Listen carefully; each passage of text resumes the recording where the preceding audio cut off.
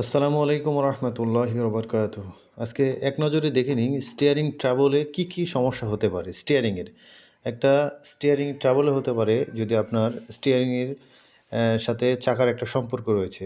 Wheel বা চাকা, টায়ারের প্রেশার। এটা যদি টায়ারের প্রেশারটা যদি কম থাকে কিংবা বেশি থাকে, সেই ক্ষেত্রে স্টিয়ারিংয়ের ট্রাবল দেখা দিবে। স্টিয়ারিংয়ের ট্রাবল দেখা দিবে। কারণ স্টিয়ারিং একটা আপনার গাড়ির গুরুত্বপূর্ণ যন্ত্রাংশ।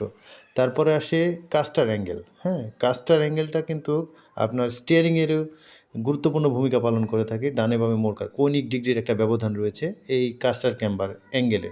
কাস্টারের অ্যাঙ্গেল যদি বেশি হয় সেক্ষেত্রে আপনার সমস্যা দেখা দেয়।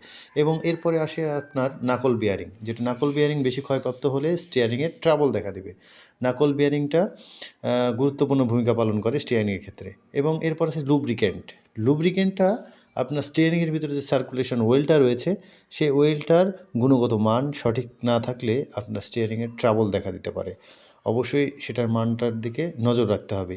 এর পরবর্তী আসে আপনার স্টিয়ারিং লিঙ্কেজ। স্টিয়ারিং লিঙ্কেজটা যদি ক্ষয়প্রাপ্ত হয়ে যায়, এই যে স্টিয়ারিং ডানে বামে কিংবা হাই স্পিডে চললে যদি বাবলিং করে, সেক্ষেত্রে কিন্তু স্টিয়ারিং লিঙ্কেজের গুরুত্বপূর্ণ ভূমিকা রয়েছে।